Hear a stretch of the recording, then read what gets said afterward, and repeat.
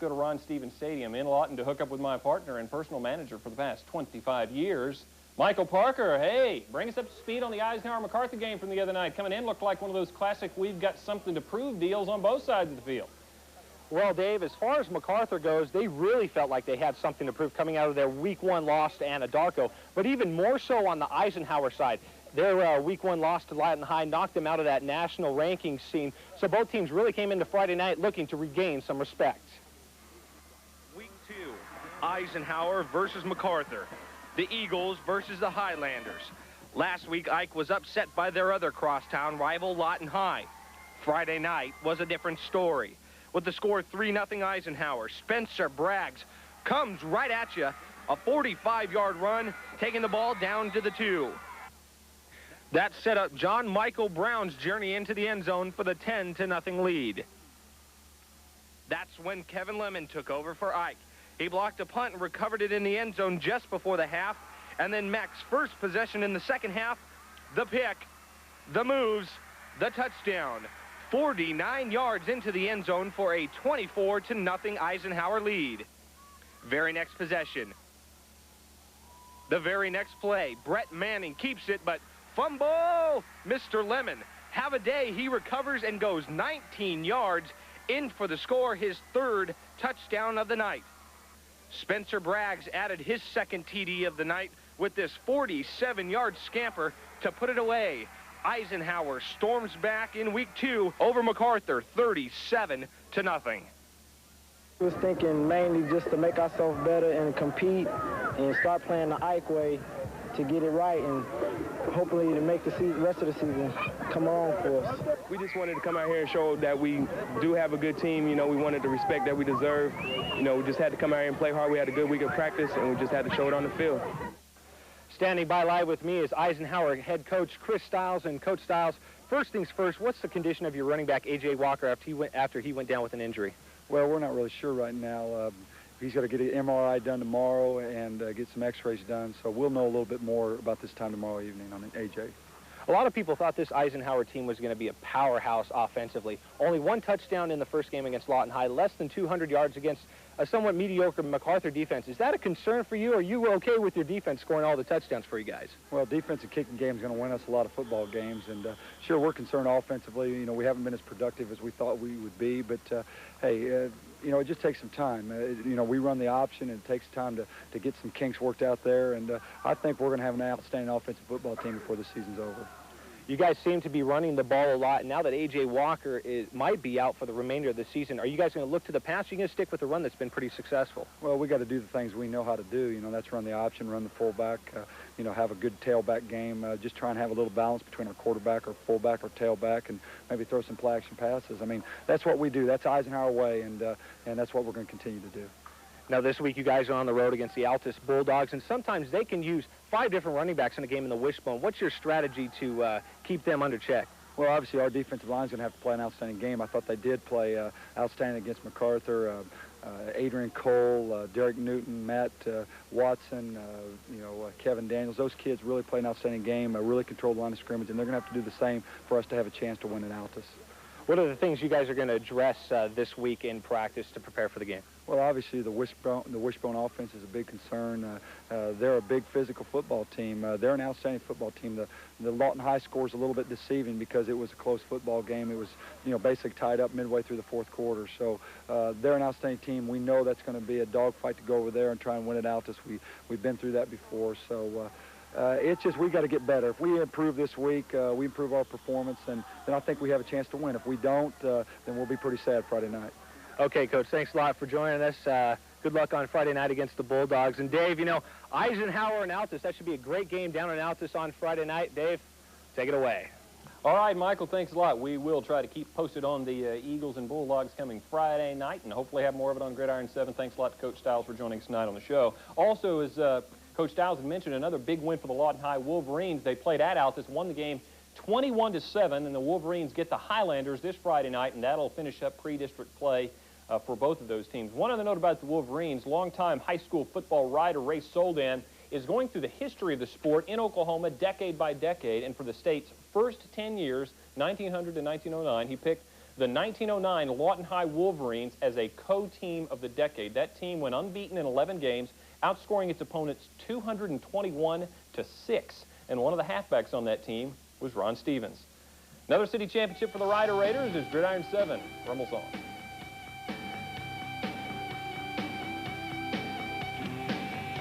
Come to Glass RV Center in Chickasha and see the fantastic year-end closeout on all new 1994 models, including Carry Light, Callista Motorhomes, and the luxurious Carriage recreational vehicles. Everything on our lot is marked down for incredible savings. We also have new 1995 Carriage products arriving daily. Don't miss this opportunity to save on new Carry Light, Callista Motorhome, or Carriage recreational vehicles.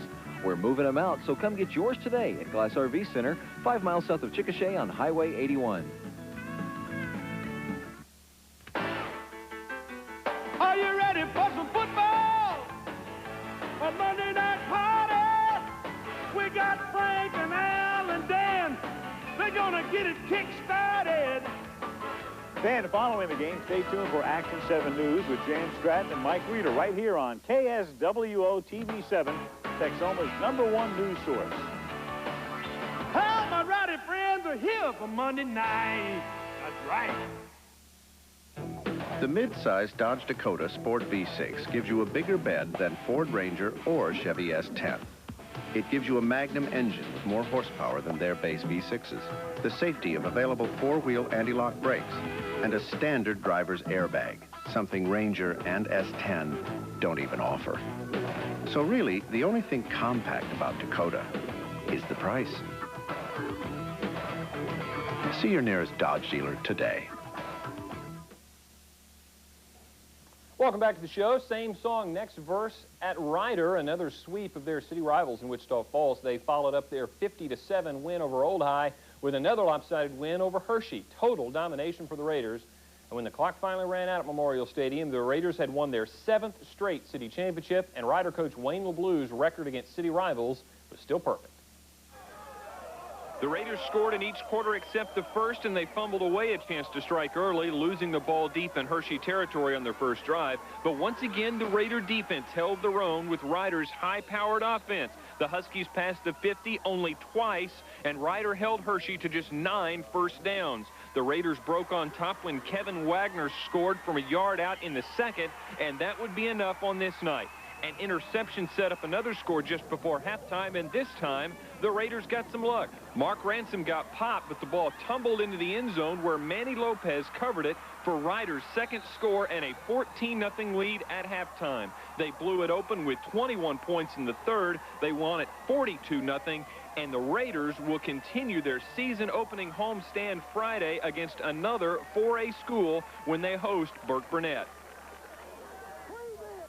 The Old High Coyotes broke through with the win in Amarillo. They beat the Caprock Longhorns 15-3 and rolled up over 300 yards of total offense in the process.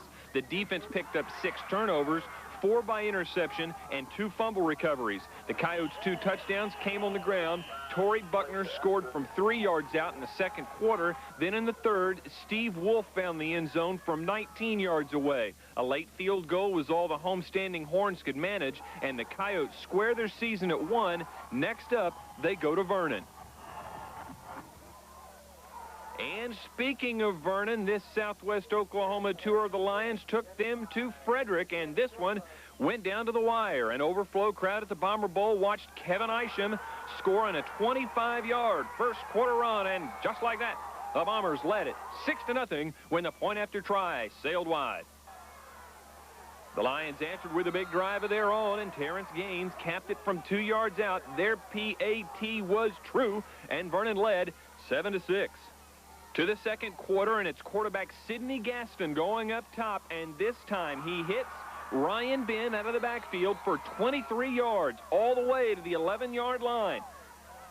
And on the next play, Gaston scored on a keeper around left end. Gaston passed for the 2-pointer, and Frederick led it 14-7 at halftime. Our quarterback, Sidney Gaston, a young kid coming in this year, was a JV quarterback last year, read the veer outstandingly in the first half, and we were just pleased at those points. I know that the change from JV to varsity a lot is the speed. It's the same offense, the same type of techniques and stuff that we run, it's just a lot faster, hits a lot faster, and we usually see a lot of tougher teams. The front line is a lot bigger and tougher, but it hits a lot quicker, and so you got to be on your toes. Gaston struck again early in the third. Again on the keeper. This time it works for 37 yards and a score. It's 21-7 Bombers. Game's in the bag. Wrong. Vernon has a rally left. Kyle Williams guided a 10-play, 49-yard drive in the third, hitting Brandon Favors over the middle for 17. Billy Gaines found the stripe on 3rd and goal, and it was 21-14. To the 4th we go. Vernon's ball, 3rd and 15. Clock running out, and Williams. Fine. Gerald Frank gets around the corner with blockers, and he has 39 yards inside the 20-yard line. 3 plays pass, and it's 4th and 4, and Williams looks for Billy Gaines. Touchdown, 21-20. Vernon trails by 1. Now time for the all-important PAT. Back, down, blocked by Greg Hilburn. That seals it. Bombers recover the onside kick, run out the clock, win the game by 1. Coach Jones thanks the Frederick faithful. Frederick fans are the best that anybody could ask for. This stadium that we play in here, is they kind of call it the pit, and it is. It's a great place to play. I had never seen a football stadium that the football kids get pumped up so much when they enter these walls. It's like they have the spirit from the last 30 years of players with them and helping them. And a couple of the players who are being helped by those Angels. Joining us now in the studio, Clay Johnson, offensive guard, and also plays linebacker, and Kevin Isham. We saw him in action scoring a touchdown, running back for the Frederick Bombers. And first of all, let's talk a little bit about that game. As you were watching the tape there, you still kind of got a little nervous as they came back down the field. Got a great lead in that game, up 14 points. I guess you knew that Vernon still had the talent to come back, but until they start doing it, it doesn't really sink in. What were you thinking about on that last drive in the 4th quarter as they were going for that time? Well, throughout the whole game, they'd been pretty strong throughout the whole game. You know, they hadn't been really. I mean, they're all together they're pretty strong, but coming into the 4th quarter, we're just kind of looking to stop them. I mean, they're driving down deep on us, and it got down to 4th down, and they had just lofted one up and caught it in the end zone, and then we just came out and blocked that point after, and just got real lucky on that. They busted a big play there, Kevin, on that pass play on the crossing route, and then they scored on 4th down. Was there ever a sense that, well, if this thing does get tied, that we've still got a minute and a half, that we can come all the way back maybe and get in a position and still win the game, even if they do tie? Yes, I had a lot of confidence in the offense, knowing that we had the talent to come back and win, even if we did have to go into overtime. But I'd rather not go into overtime. Coach Jones had talked about coming into the season about how excited he was to have you in the backfield, and also Ryan Ben, who had a great season last year. But you lost quarterback last year that really helped make things go, and now you bring in a guy, Sidney Gaston, whose only experience was running JV. Were you a little nervous about him, and how long has it taken for him to really kind of get the groove of things? Looks like he had a great game against Vernon. Yes, Sidney, he's a good hard worker, and after the Clinton game, I had confidence in him then. Have you guys along the offensive line been able to help him out a little bit, or does he come into the huddle pretty confident? Because sometimes I've known there's guys that have come in and maybe they're calling a play that's not in the book, or it's something they're used to running in JV that maybe you guys run a little different. Have you had any of those problems, or has he been able to take charge of the huddle pretty well? Not really. At first I was kind of, since he was JV last year, I was wondering if he could get the confidence to really get out there and play for us and get that starting position. But through the Clinton game, through every play he'd get better. And through this Vernon game, it really showed. He really showed what he could do. And his offensive line just did a great job for him, and pass blocking and stuff for him, and that just allowed him to open up a lot of good passes. Kevin, I know last year is last year, but what a year. Win the state championship, 13-1. What a fabulous way to cap things off. But do you still think about that, or do you like it so much that the whole focus this year is let's do it one more time? Yes, I think about it a lot, and I just hope we can do it again. All right, you guys have Elk City coming up this week, another big long road trip. It's basically, Yeah. I guess, the same road trip that you took to Clinton. I mean, it's about that. What do you know about those guys? What are you going to have to do to pull that off? Well, I haven't watched any film on them yet, but we're getting ready for them. We're putting in a few new plays and just kind of polishing on stuff. And I know it's their homecoming, though, so we're going to be pumped for that. All right, guys, thanks a lot. Clay Johnson, Kevin Isham of the Frederick Bombers, and if you keep up with Frederick throughout the rest of the year, I'm sure you're going to be hearing these guys' names mentioned throughout. Good luck to you, and hope we'll see you guys in the title game again at the end of the year. Thank you. Thank you. All right, we are going to take a short break, and when we come back, we're going to check in on Marlowe and Altus, so you don't want to miss it. Stay tuned.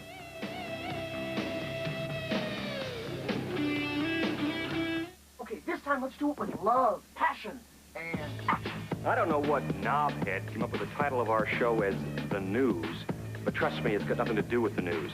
It is, however, late-night comedy. It's what's known in the biz as alternative programming. Hey, The News. New this fall. The News. Premieres Monday, September the 12th at 12:30 a.m. That's a keeper. After 25 years as a New York cop, Lieutenant Patrick Brogan thought he saw it all until he got to Demeter City. There's nothing normal. And joined their police force. Got a job to do. Protect and serve. Now, the face of crime's gotten a whole lot uglier. Ted Shackelford stars. Blow the bolts. I'm coming in. As crime in the streets takes to the sky this fall on Space Precinct. Premieres Saturday, October the 8th at 11 p.m. The Action 7 anchor team knows what's important to the people of this area. This is our home. We live here. I guess what I like best about the Southwest Oklahoma community is the people. I didn't grow up here, but I've lived here for over 20 years, and it's my home. It's important that people know that I'm a living, breathing human being just like they are. I'm a mother. I'm a wife. I have the same fears, the same concerns that they have. That's why it's important for me to get the facts, because I want to know the facts as well as everybody else. Jan Stratton of the Action 7 News team, where Texoma turns for news.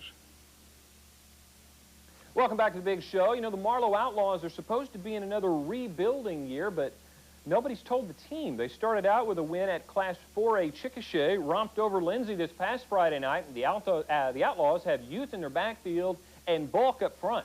Real bulk, real big, huge. Here's Michael Parker.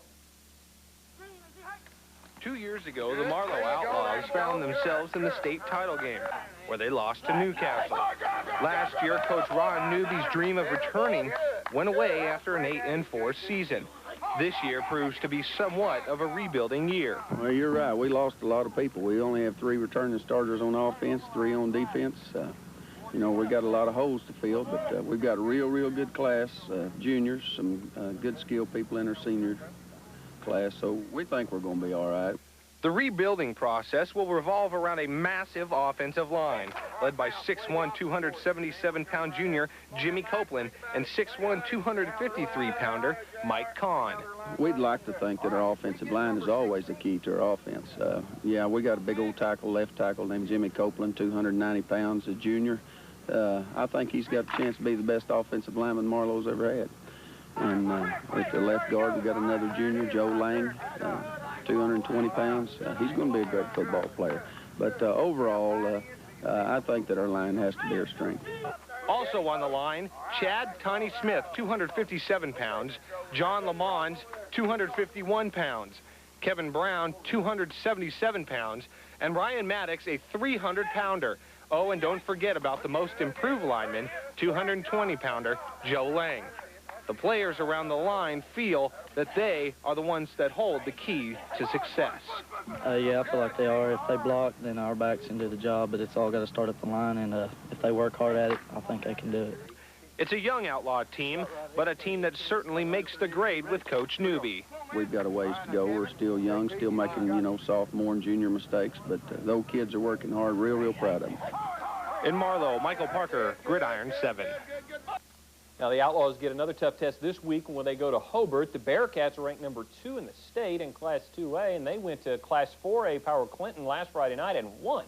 Coach Jerry Holm has another state title contender in Hobart, it appears. Now, earlier, you may have heard Eisenhower coach Chris Stiles talk about their game with Altus this week. Altus 1-1, and they're talking about making a run in the playoffs because they finally bumped back down from the state's largest class to Class 5A. And once again, Here's Michael Park.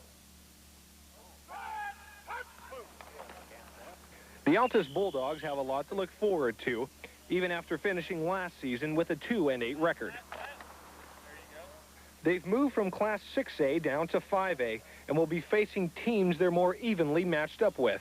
We feel like playing the Duncans, the Ardmore, the Lawton MacArthurs, the Chickasha. We're going to be playing schools now that basically have the same number of kids out, and all we do is want to play on a level table with everyone. Moving from Class 6A down to 5A, coupled with the coaching staff's experience, those might be the ingredients for a very promising season for the Bulldogs. For the first 2 years, I heard all the excuses about why we weren't going to win being in 6A, not having the kids, but I thought our kids fought hard to, both years. And now we've got a group of seniors that have been with me now for 2 years. Their leadership is going to provide the things that we think that can lead this football team to some good things. David Bennett, who rushed for 534 yards and a touchdown last season, will see action along with 5 others in the backfield, behind an offensive line that lost 5 starters a year ago. Also gone is 3-year starter at quarterback Jason Thomas, who will be replaced by converted receiver Shelton Douglas. Defensively, the team is led by nose guard Jabri Williams, who Coach Holloway described as, quote, the team's coach on the field. I think our running game is tough, and our defense, is the hit squad, and, I think we're going to stay aggressive on the front line, and linebackers do great, and we're just all around great. Experience, familiarity, and a new schedule will certainly help the Bulldogs regain the prominence they once had. Now, the Bulldogs will open district play a week from Friday at home against Chickasha. They'll come to Cameron Stadium in October to play MacArthur, and then they'll finish district play the first Friday in November at Duncan. This week's Football 101 primer deals with the screen pass, and Michael Parker and I will pick winners in this week's top games. A reminder that these games are selected by our co-workers at our secret Gridiron 7 Center in Sterling, Oklahoma. Check out their handiwork after you check out this.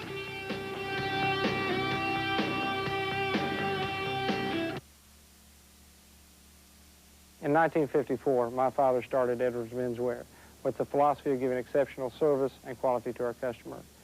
This is a tradition that we have maintained for over 4 decades.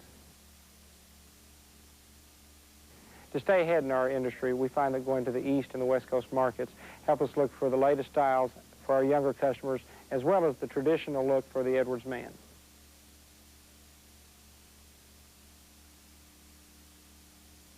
When the weather turns cool, it's time to start thinking about old man winter. You winterize your car, have your chimney clean, make sure all your water pipes are insulated, and have your gas furnace inspected. Yearly inspections will keep your furnace operating efficiently, safely, and prevent unwanted emissions. Now's the time to check it out.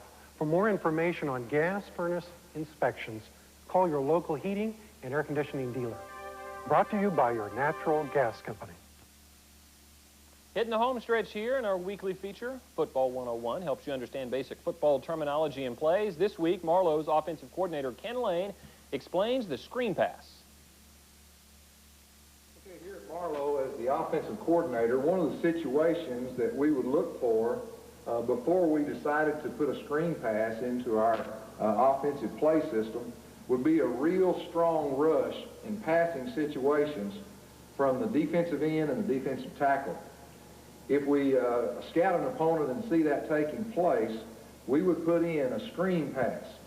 What we would probably do is fake to the fullback in our I slot set and roll away from the tight end, which is back to the strong side.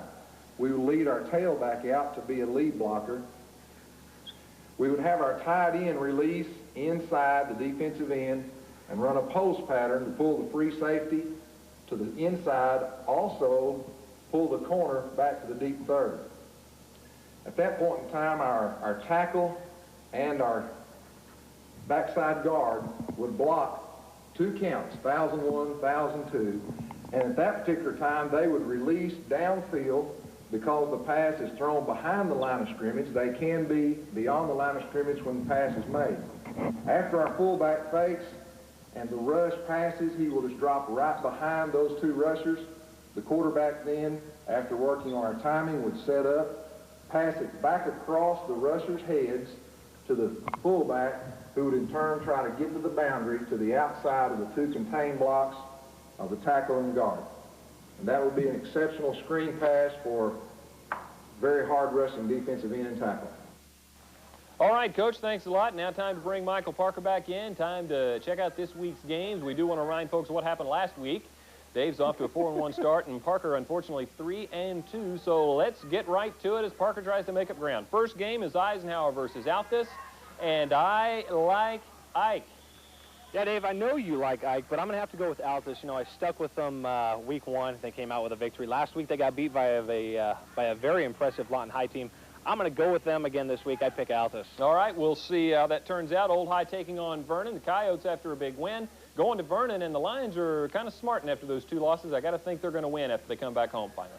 Yeah, I'm going to have to go with you, Dave. You know, home field advantage seems to be a big thing here throughout the high school team, so I'm going to have to take Vernon their first home game of the year. We mentioned the intersectional rivalry between Hobart and Marlowe. Hobart's the smaller school, but they're playing at home. They've already beaten a bigger school. I like the Cats, and we'll see how that turns out. Well, as you saw throughout the show, I've been doing all the work, and I went up to Marlowe earlier this week. They got a massive offensive line, Dave, as you saw in that story, so I'm going to have to go with Marlowe and use their size. You don't think it's hard work to sit in this chair, pal?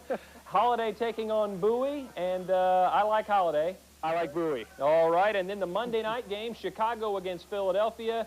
I don't know. I kind of like the way the Bears looked.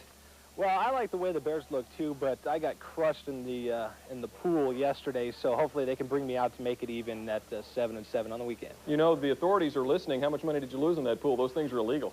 Like 50 cents, I think it was. I think I lost to you, wasn't it? Yeah, that was it. That's exactly that was right. All right, you'll see if you can gain any ground. Good job out there tonight. Hey, you like the weather I gave you? Well, no rain. This is nice here, Dave, and let me give you an update. Right now, it's 7-0 Eisenhower. This is the JV game. They just began the second half, so Eisenhower up 7-0 over MacArthur in their JV game. And, you know, we bring you all the scores because that's our job and that's what we do. All right, Michael, thanks a lot, and we will see you next week. And thank you for spending some time with us. Help us spread the word about the show, and we'll see you next time. And you will